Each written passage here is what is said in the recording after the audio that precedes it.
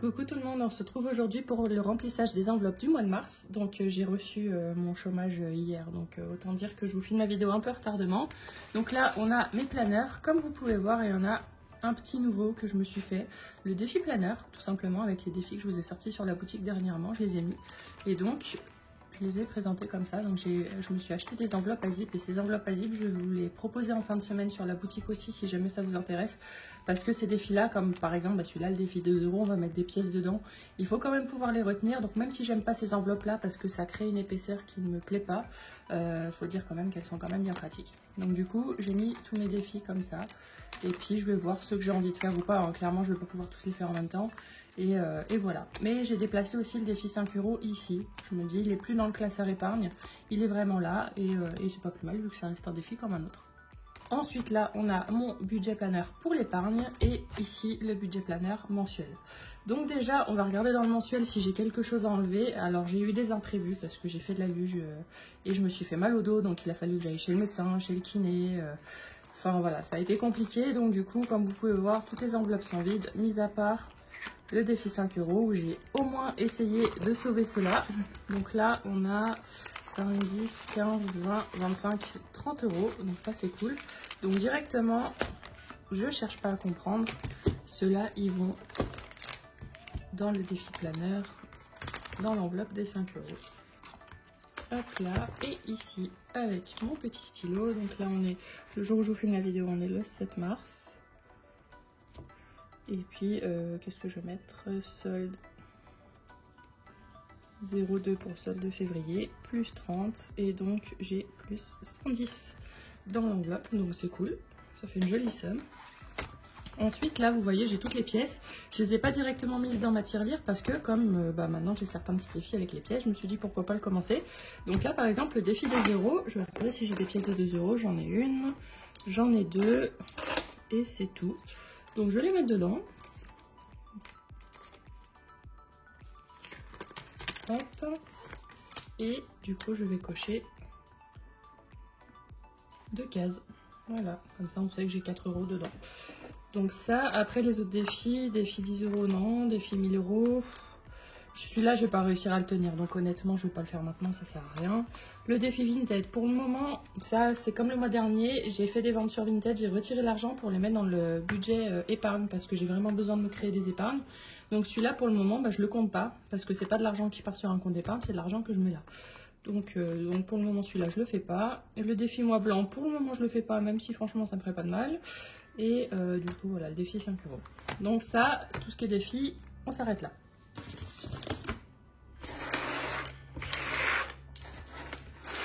Donc ensuite, je prends toutes les pièces, je prends ma super tirelire et je les range.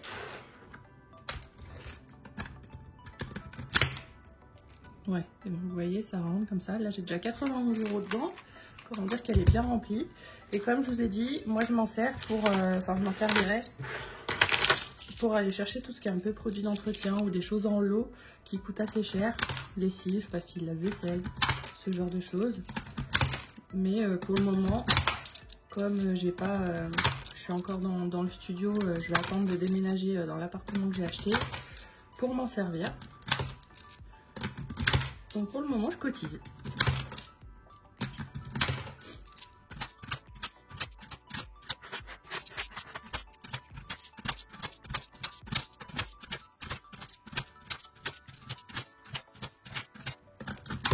Hop là, et on tombe à un total de 104,95 €. J'ai passé la barre des 100 €, c'est super. Donc vous voyez, il y a de quoi faire, hein, c'est bien lourd.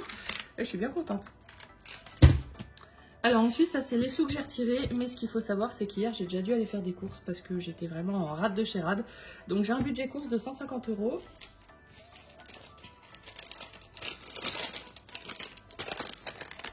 Là, par exemple, j'ai été chez Picard, j'en ai eu pour 19,73 €, donc on va dire 20 €. J'ai été à Grand Frais, j'en ai eu pour 23,29 €. Et j'ai été à la Migros, j'en ai eu pour 98,23 €. Donc très grosso modo, ça fait dans les 140 €. Ce qui fait que je devrais me laisser encore 10 € dans l'alimentation. Bon là, vous voyez qu'au niveau des sous que j'ai retirés, j'ai pas vraiment de choix possible. Donc je vais voir comment je peux faire. Déjà au niveau des ventes Vinted, j'ai vendu pour 120 € le mois dernier. Donc j'ai retiré 500 € plus 120 € de ces ventes. Donc ceux-là, je les mets de côté parce qu'ils ne vont pas aller dans le budget mensuel. Ils vont aller directement dans celui-là, le classeur épargne. Et là, comme j'ai plus que des billets de 50 € et que ça va vite me bloquer, je vais d'abord regarder si, à tout hasard, dans le classeur épargne, il n'y a pas des billets que je peux remplacer. Peut-être des épargnes où j'ai 50 € dedans, mais avec des billets plus petits. On ne sait jamais. Il faut toujours jongler un petit peu avec ces choses-là. Tiens, bah là, par exemple. Est-ce que je peux pas remplacer quelque chose? Ah bah là, parfait. Là, j'ai 50 € comme ça. Hop, j'en mets un comme ça et c'est nickel. Ça me laisse un petit peu la possibilité de pouvoir mieux ranger les choses. Est-ce qu'à tout hasard, j'ai autre chose ailleurs? Oui, celui-là, j'ai 50 € pile dedans. Nickel. Ça. Et du coup, je mets un billet de 50 à la place. Et puis, tant qu'à faire les épargnes, c'est toujours bien d'avoir des billets, je dirais, un peu plus gros. Parce que trop de petits billets, au bout d'un moment, on s'y perd. Donc, voilà, ça, c'est nickel.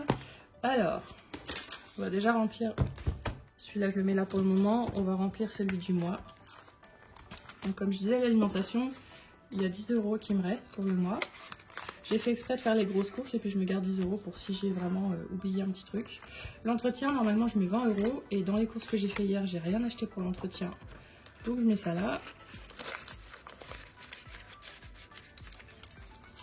Carburant, normalement je mets 80, bon, même si là avec l'augmentation qu'on s'est pris, je sais pas si je vais m'en sortir avec juste 80, on va voir.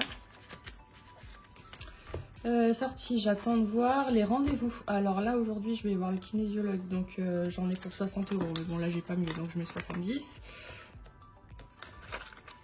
Et je vais, bah d'ailleurs je vais avoir les ongles aussi ce mois-ci. Les ongles maintenant j'ai ma prothésiste qui est revenue. C'est 55, bah du coup je mets 50 de plus. Voilà, comme ça me fait les deux rendez-vous. Donc ça, bah le mois dernier j'avais pas ça. Donc j'avais pu mettre plus de sous ailleurs et j'avais même pu mettre plus de sous en épargne. Mais là ce mois-ci, bah, je suis un peu coincée. Les animaux, je mets 50 €. Les Too Good To Go, j'ai pas remis à jour ma feuille, mais j'ai 50 € qui partent sur mon compte crypto.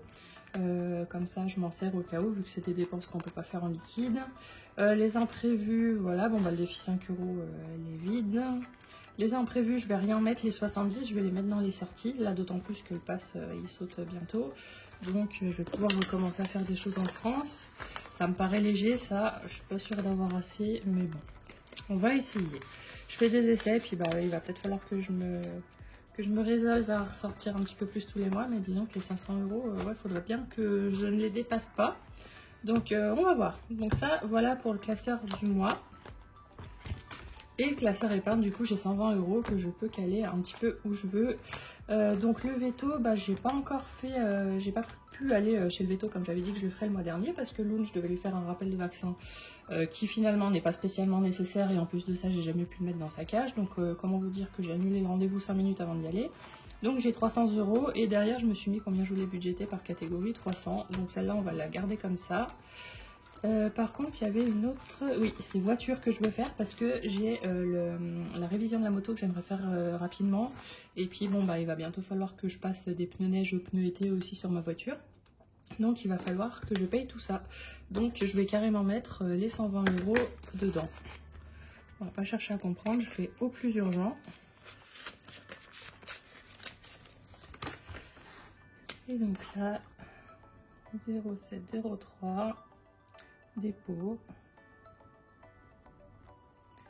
plus 120 et plus 120, voilà. Donc du coup tout ça